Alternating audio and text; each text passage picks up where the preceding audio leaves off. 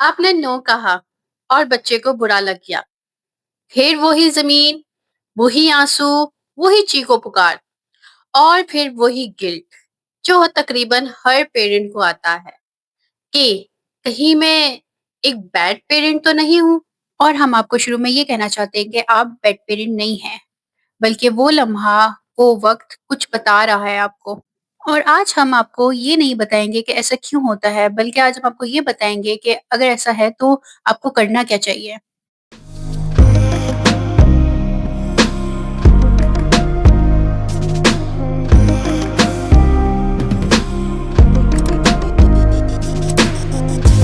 Welcome to गुफ्तगू lounge. आज हम आपको वो एक्चुअल टूल किट देने वाले हैं कि जिससे आप अपने बच्चों को सब्र और रिजिलियंस सिखा सकते हैं। तो शुरू करते हैं। अच्छा, किसी स्ट्रेटजी पर जाने से पहले मैं ये चाहूंगी कि हम ये डिस्कस करें कि पेरेंट्स को अपनी सोच में क्या तब्दीली लाना जो है वो चाहिए, ज़रूरी है।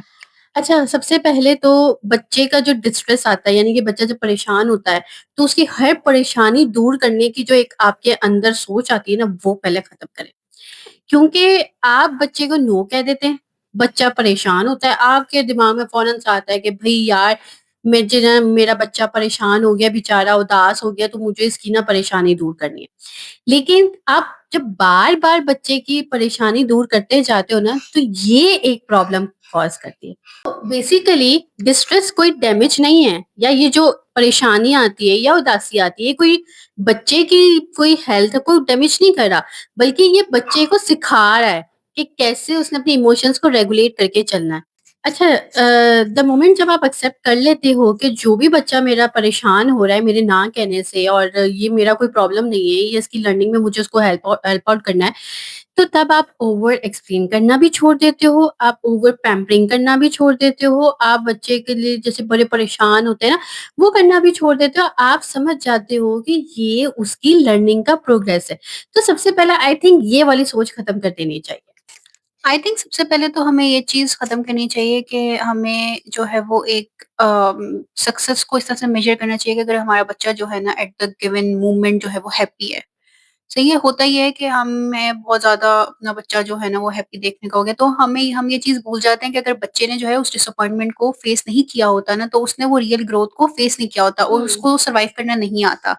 तो बेसिकली आई थिंक एक शिफ्ट की ये बहुत ज़्यादा ज़रूरत है कि it's not a moment of failure कि अगर आपके बच्चे ने जो है वो डिसअपॉइंटमेंट फेस की है और उस चीज़ को उसने उससे रेज़िलियंस सीखी है, बल्कि इट्स लाइक आपकी पेरेंटल सक्सेस का मोमेंट है ये।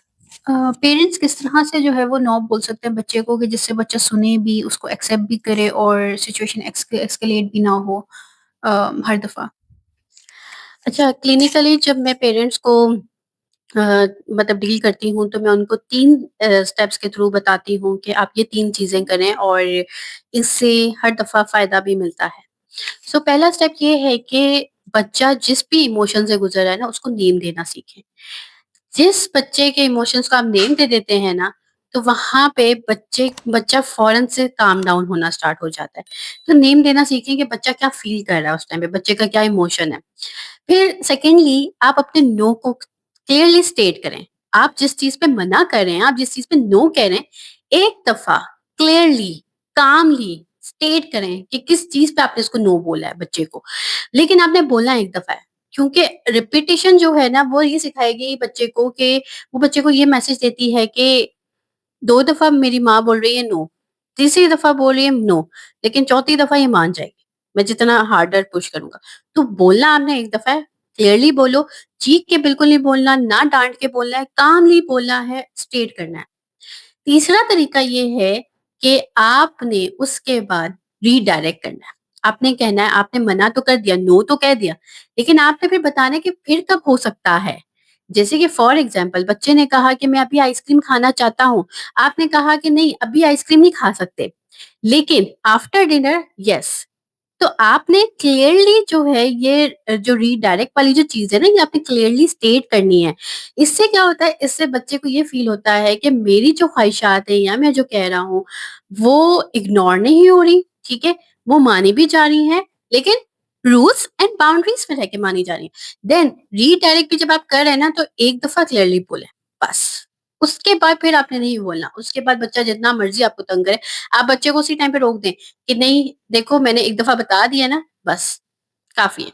बच्चा 2-3 दफ़ा तंग करेगा, फिर खुद ही मान जाएगा, खुद ही समझ जाएगा बच्चा कि नहीं मेरी माँ या मेरा बाप जो है ना उसका ये रूल है और मुझे उसको एक्सेप्ट करना है। अच्छा, आई वुड से कि कुछ जो है ना वो कंसिस्टेंसी होना भी ज़रूरी है हाउस होल्ड में, नौ से रिलेटेड। लाइक बहुत ज़्यादा हमारी जॉइंट फैमिली में होता है कि माँ ने तो बोल दिया नहीं, लेकिन वो होता ही है कि बच्चा गया बाप के पास, दादा-दादी के पास, तो उन्होंने जो है वो बच्चे की फरमाइश पूरी कर दी। तो ये बड़ा ज़रूरी है कि फिर बच्चे जो है वो मैनिपुलेटिव नहीं होते, बट वो रैशनल होते हैं। वो कहते हैं ना कि अगर एक जगह में नो है और एक जगह में मे बी है, तो हम जो है ना मे बी वाली ऑप्शन पे चले जाएँगे। तो ये एक चीज़ आई थिंक इम्पोर्टेंट है कि हमें हाउस होल्ड एग्रीमेंट होना चाहिए कि अगर एक बंदे ने नो किया तो सबकी नो होनी चाहिए। ये नहीं होना चाहिए कि बच्चे को आपने मार्जिन दे दिया है कि वो हाँ, किसी के पास चला गया तो उसकी वो ख्वाहिश पूरी हो गई। अच्छा, अगर फिर मैं बच पूछूँ कि एक ऐसी क्या डेली प्रैक्टिस हो सकती है जिसमें ज़्यादा टाइम भी ना लगे और उसमें कोई स्पेसिफिक कंडीशंस की भी ज़रूरत ना हो, तो जो कि जो है वो बच्चों के अंदर पेशेंस को बढ़ा सके, ऐसी क्या एक एक प्रैक्टिस हो सकती है? अच्छा, इसको मैं ना वेट विंडो वाली टेक्निक बोलूँगी। इसमें ज़्यादा कुछ नहीं करना, बस आपके पूरे दिन का जो है ना 5 मिनट लगेगा इसमें, हार्डली 5 मिनट लगेगा। आपकी जो डेली की रूटीन है, आपने उसमें लेके जाना है। जैसे कि आप बच्चे को कोई स्नैक देने लगे हो, उसको कहो कि 2 मिनट चुप करके बैठो, 2 मिनट का वेट करो, ठीक है ना? और फिर वो स्नैक आप उसको एज़ अ रिवॉर्ड दो कि भई तुम 2 मिनट बैठे ना, तो तुम्हें ये स्नैक मिल रहा है, ठीक है? अगर आप कोई टीवी खोल के दे रहे हो या फ़ोन की स्क्रीन ऑन करके दे रहे हो, तो आप उसको 60 सेकंड्स का जो है ना वो एटलीस्ट वेट करवाओ उसको। तो वो आराम से बैठो, वेट करो, तो मैं ना तुम्हें ये करके दूँगी। या फिर आप कोई उसने कोई आपसे कोई सवाल पूछा और आप जवाब देने लगे हो, तो जवाब देने से पहले आप कुछ पॉज़ करो। ये जो छोटी-छोटी जो चीज़ें हैं ना, छोटी-छोटी टेक्निक्स, अब ये छोटी-छोटी टेक्निक्स कोई स्पेशल नहीं है। इसके लिए कोई सेशंस नहीं लेने, कुछ नहीं करना। कोई स्पेशल बिठा के बच्चे को नहीं करना, ये आपकी डेली की जो है रूटीन है। डेली की रूटीन में ये आपने जो है ये छोटी-छोटी सी चीज़ें करनी है और आप 6 से 8 हफ्तों में ही जो है इतना विज़िबल चेंज देखेंगे बच्चे के अंदर। अच्छा, एक बड़ी सिंपल टेक्निक है जो हमारी नानियाँ, दादियाँ भी हमारे साथ करती थी कि वो हमें जो है ना वो स्टोरी सुनाती थी। It can be anything from आपकी रियल लाइफ से भी रिलेटेड हो सकती है, फोक टेल्स भी हो सकती हैं। और स्टोरी सुनाते हुए आई थिंक 4-5 मिनट ही लगते हैं हार्डली। स्टोरी है जहाँ पे कैरेक्टर ने जो है वो उसको वेट करना पड़ा है, स्ट्रगल करना पड़ा है और फेल करना पड़ा है बिफोर सक्सीडिंग। उससे जो है ना वो बच्चे लर्न करते हैं रेज़िलियंस को। तो ये जो स्टोरीज़ है ना ये उनके लिए एज़ अ इंटरनल मॉडल के तौर पे बन जाती हैं और ये जो स्टोरीज़ हैं डिलेड आउटकम की या डिलेड सक्सेस की, तो ये जो है उनके अंदर मज़ीद रेज़िलियंस पैदा कर सकती है। And guys, welcome to our new guest. What's your name? टल्ला। ओके। आप किस क्लास में हो? प्रैप। That's good. जब बच्चा टेंट्रम शो कर रहा होता है तो क्या स्टेप्स हैं जो पेरेंट्स को लेने चाहिए उस सिचुएशन में? अच्छा, सबसे पहले तो उस टेंट्रम के कंटेंट के साथ तो बिल्कुल एंगेज नहीं करना।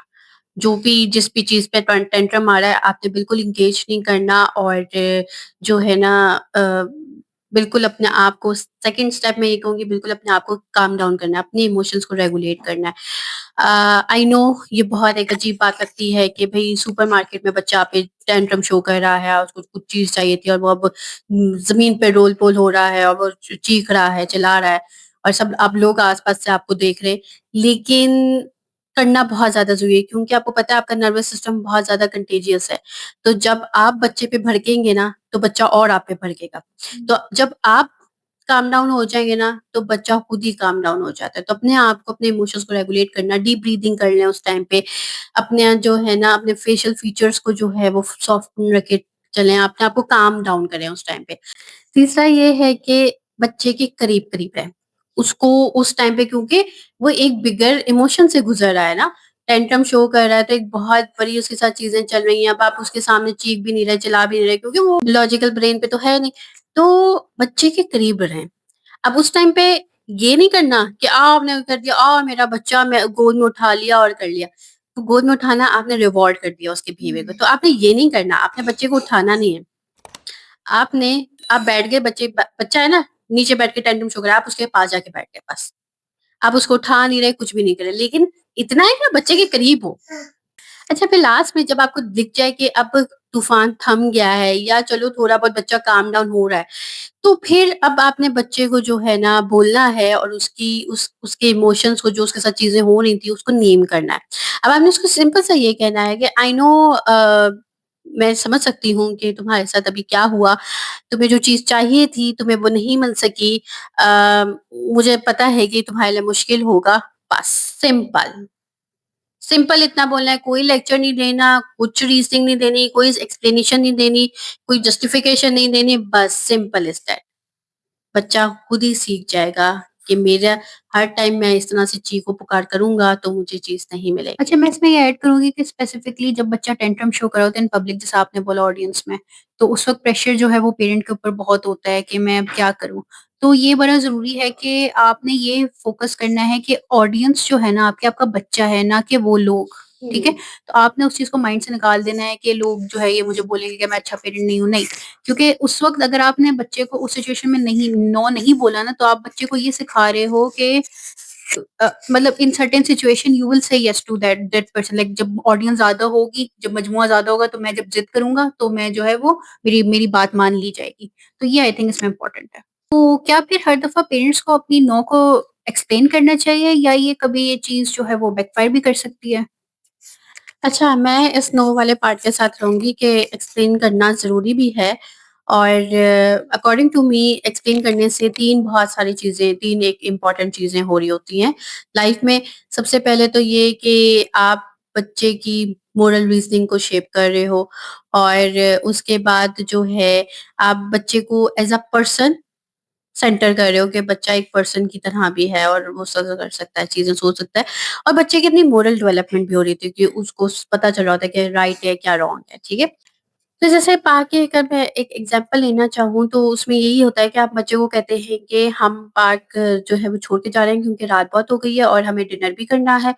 तो ये एक सिंपल सी एक्सप्लेनेशन है। इसके बाद आपने चुप हो जाना और आपने कोई मज़ीद जो है वो एक्सप्लेन नहीं करते रहना। जब आप बार-बार एक्सप्लेन करने चाहते हो ना, तो आप अपना रोल पेरेंटिंग से हट के डिबेटर के तौर पे ला दो।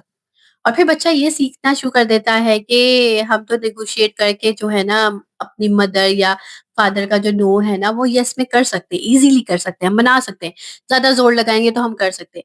तो हमें ये नहीं सिखाना ना बच्चे को, हमें ये बताना होता है कि एक दफ़ा हमने बोल दिया नो, अच्छा, मैं बस। इसमें थोड़ा-सा डिफ़र करूँगी आपसे, क्योंकि बिकॉज़ ये हर दफ़ा एक्सप्लेन करने की चीज़ ना एक स्पेसिफ़िक हाउसहोल्ड टाइप से जो है ना वो हम कह सकते हैं कि आती है। बिकॉज़ हर दफ़ा जो है ना वो हर पेरेंट जो है वो उस इमोशनल बैंडविड्थ के साथ नहीं होता, लाइक उस इमोशनल हुँ। स्टेट में नहीं होता कि वो बच्चे को एक्सप्लेन करे। बहुत दफ़ा जो है पेरेंट्स अपने स्ट्रेस में होते हैं, मल्टीपल जॉब्स कर रहे हैं, उनके पास इतना टाइम नहीं होता है कि बच्चे को बैठ के एक्सप्लेन कर सकें कि हम नो क्यों बोल रहे हैं। इस तरह के हाउसहोल्ड में ना no is form of like survival होता है। ज़रूरी ये है कि जो नो है वो कंसिस्टेंट है कि नहीं है, और ये कि बच्चे को जो है वो उस नो के बाद मतलब एज़ अ वो सेफ फ़ील करवाया जा रहा है, या जो उसका हाउसहोल्ड है वो सेफ है, वो ये चीज़ ज़्यादा ज़रूरी है। अच्छा, अगर पेरेंट्स जो हैं वो इन स्ट्रैटेजीज़ को कंसिस्टेंटली प्रैक्टिस करते रहें, तो आज से 10 साल बाद जो है उनके बच्चे किस तरह का होगा? उनका बच्चा हर लिहाज से जो है एक आइडियल पर्सन होगा जो कि हम कहते हैं कि होना चाहिए क्लिनिकली सिग्निफिकेंट, जो एक आइडियल हेल्दी पर्सन होगा। उसके अंदर फ्रस्ट्रेशन टॉलरेंस जो है वो अच्छी तरीके से डेवलप हुई होगी और वो जब चीज़ें मुश्किल हो जाएँगी, चैलेंजिंग हो जाएगी लाइफ, तो उसमें चीज़ों को जल्दी जो है वो क्विट नहीं करेगा। रिलेशनशिप्स उसके बहुत अच्छे होंगे, वो समझेगा, वो लोगों को अंडरस्टैंड करेगा कि लोगों की अपनी नीड्स एंड लिमिट्स होती हैं, उनकी भी बाउंड्रीज़ होती हैं। जैसे खुद की बाउंड्रीज़ होती हैं, तो वो इन सब चीज़ों में भी अच्छा होगा, एकेडमिकली, प्रोफ़ेशनली वो उस लाइफ़ के हर चैलेंजेस को पार करके जो है ना वो अच्छा एक पर्सन बनेगा। सो वो एक अच्छा सक्सेसफुल पर्सन होगा, लेकिन हाँ, एक पॉइंट है यहाँ पे जो पेरेंट्स अक्सर मिस कर जाते हैं, वो खुश भी होगा। और वो सिर्फ़ इसलिए खुश नहीं होगा कि उसको जो चाहिए था लाइफ़ से वो मिल गया, बल्कि वो इसलिए खुश होगा कि जो चीज़ें उसको एक लाइफ़ को गुज़ारने के लिए, हैंडल करने के लिए जो स्किल्स जो हैं वो रिक्वायर्ड थी, वो उसने लर्न कर ली। फाइनली लर्न कर ली उसने वो स्किल्स जो कि एक लाइफ़ को एक लाइफ़ जो चैलेंजिंग लाइफ़ है उसको गुज़ारने के लिए जो चाहिए होती है। सो इसलिए वो हैप्पी होगा। अगर मैं हमारी सोसाइटी में बात करूँ ना, तो इस तरह के लोग जो हैं वो वैसे पर्सन बनेंगे आज से 10 साल बाद जिनके साथ कम्युनिटी वर्क करना चाहती है। क्योंकि आप कोई भी इंस्टीट्यूशन देख लो, फैमिली है आपकी, स्कूल है, ये सब आपसे जो है ना वो वेट डिमांड करते हैं। वो आपसे डिमांड करते हैं कि आप कभी ना कभी सेकंड आओगे, आपको कभी ना कभी वेट करना पड़ेगा, आपको कभी ना कभी नो सुनना पड़ेगा। तो जब एक बच्चा जो है वो चाइल्डहुड से इस चीज़ की रेज़िलियंस सीख लेता है ना, तो फिर वो कॉन्फिडेंटली जो है वो लाइफ के उन फेजेस से जहाँ पे वो फर्स्ट नहीं होता, जहाँ पे उसकी हाँ मतलब उसको फौरन से हाँ नहीं मिलती, तो उसमें जो है ना वो कॉन्फिडेंटली क्रॉस कर जाता है उस चीज़ को। तो अगर एक पर्सन है जिसको प्रमोशन नहीं मिली, तो वो ये नहीं करता कि वो कंपनी छोड़ के चला जाएगा। एक ऐसा पर्सन जिसकी एक दोस्ती अच्छी नहीं गई, तो वो ये नहीं करेगा कि दूसरा जो पर्सन है उससे भी अपने जो है वो ताल्लुक खराब कर देगा। ऐसे लोग जो है ना वो स्टे करना सीख जाते हैं, और ये I think it's one of the rarest, मतलब एक रेयर और वैल्यूएबल थिंग है कि आप जो है डिसअपॉइंटमेंट या हार्डशिप्स के उसमें अगर आप स्टे करना सीख लो तो। अच्छा, जो पेरेंट्स अभी हमें देख रहे हैं और जो आगे फर्दर देखेंगे हमें, तो उन सब के लिए मेरा मैसेज ये है कि अगर उन्होंने अपना नो बड़े पत्थर दिल पे पत्थर रख के जो है वो नो बोला है बच्चे को, या वो थक चुके हैं बच्चों को डिसिप्लिन करते-करते, सो मैं उन सबको यही कहना चाहती हूँ कि आप बैड पेरेंट नहीं हैं। बस आपको जो है ये सब स्ट्रैटेजीज़ करने की ज़रूरत है, जो आप करेंगे तो फिर आप इवेंचुअली सक्सेसफुल हो जाएँगे। तो ये थी आज की हमारी गुफ्तगू। अगर इस गुफ्तगू में आपको कोई भी ऐसा मोमेंट लगा जो आपके साथ रिलेट करता है, तो इस डिस्कशन को जो है वो ऐसे किसी पेयर्स के साथ शेयर करें जिनको इस वीडियो की ज़रूरत है। और अगर आपके माइंड में कोई ऐसा टॉपिक है जो आप हमारे दोनों के मतलब लाइक सोशियोलॉजिकल और साइकोलॉजिकल दोनों एंगल से आप देखना चाहते हैं, तो उसको कमेंट्स में ज़रूर बताएँ। और आपकी दी हुई हर सजेशन को हम ज़रूर पढ़ते हैं और उसी पे हम अपने नेक्स्ट टॉपिक्स को टेलर करते हैं। चैनल को सब्सक्राइब करना मत भूलिएगा और बेल आइकन पे ज़रूर क्लिक कीजिए ताकि आपको हमारी वीडियो का फ़ौरन से पता चल सके। मिलते हैं अगली वीडियो में, तब तक के लिए अल्लाह अल्लाह हाफ़िज़। हाफ़िज़।